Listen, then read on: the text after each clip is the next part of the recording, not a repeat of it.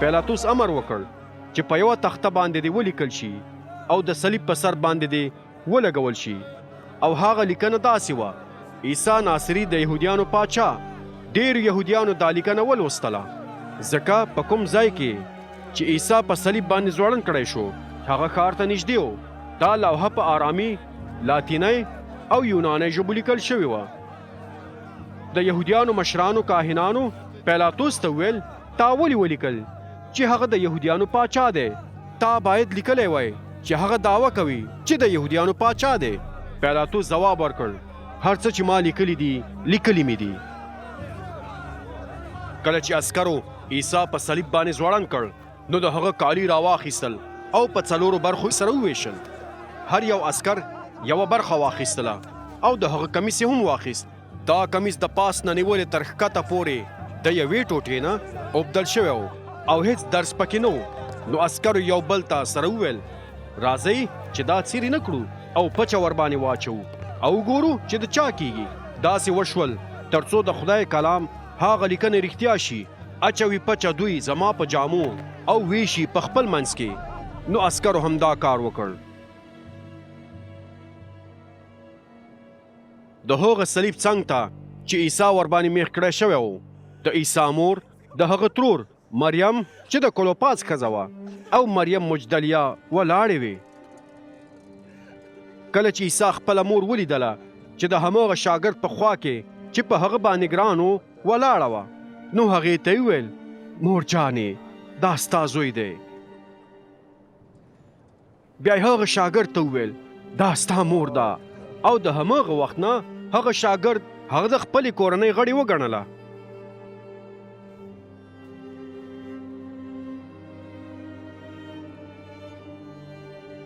د هغه نه وروسته عیسی پوه شو چې ټول کارونه سرته رسېدلي دي او هغه وویل: زه تږی یم.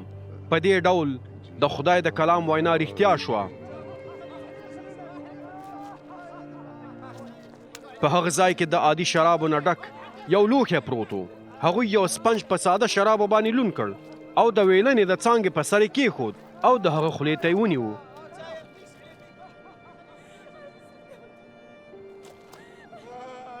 کله چې عیسی هغه ساده شراب وڅکل نو ویې ویل: پوره شو. بیا یې سر ټیټ کړ او خپل روح یې خدای ته وسپاره.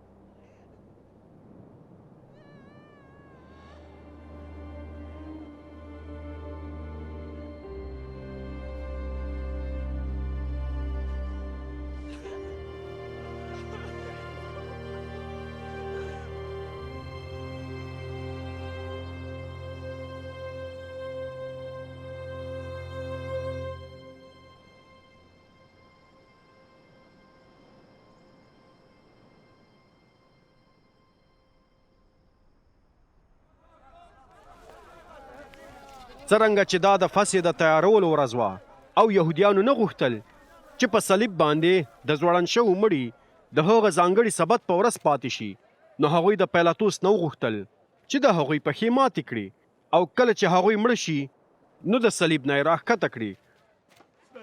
نو عسکر راغلل او د اولني سړي پښې چې د عیسی سره په صلیب ځوړند کړی شوی و ماتې کړې او بیا یې د هغه بل سړي پښې ماتې کړې. خو کله چې عیسی ته راغلل نو ویې لیدل چې هغه لا مخکې مړ شوی دی، نو د هغه پښې ماتې نه کړې. خو یو عسکر عیسی په نیزه باندې په بغل کې ووهه او سم د لاسه یې د بدن نه وینې او اوبه راوبهېدلې. یو سړی چې په خپله د دې پیښې شاهد و دغه شاهدي ورکوي او د هغه شاهدي رښتیا ده. هغه پوهیږي چې د څه په حقله خبرې کوي او هغه رښتیا وایي تر څو تاسو هم ایمان راوړئ. همداسې وشول تر څو د خدای کلام وینا رښتیا شي چې وایي د هغه یو هډوکی به هم مات نشي. او په بل ځای کې وایي هغوی به هغه سړي ته ګوري چې په نیزه باندې سوری کړ. وروسته له هغې یوسف چې د راما د ښار څخه او په پټه د عیسی پیرو ځکه چې هغه د یهودیانو نه ویرېده، پیلاطوس ته ورغی او د هغه نه یې وغوښتل چې اجازه ورته ورکړي چې د عیسی مړی واخلي او خښ کړي. پیلاطوس ورته اجازه ورکړه، نو هغه راغی او د عیسی مړی یوړ.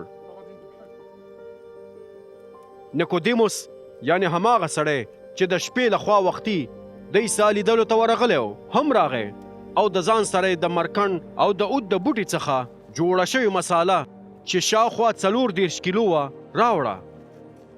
هغوی دواړو د عیسی مړی یوړ او د یهودیانو د مړو د ښه کولو د مراسمو له مخې یې د خوشبویه تیلو سره په کفن کې تاو کړ.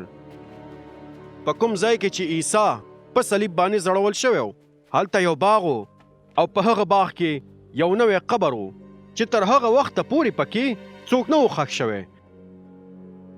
څرنګه چې دا د فصح د تیارولو ورځ وه او قبر هلته نږدې و، نو هغوی د عیسی مړی هلته ښخ کړ.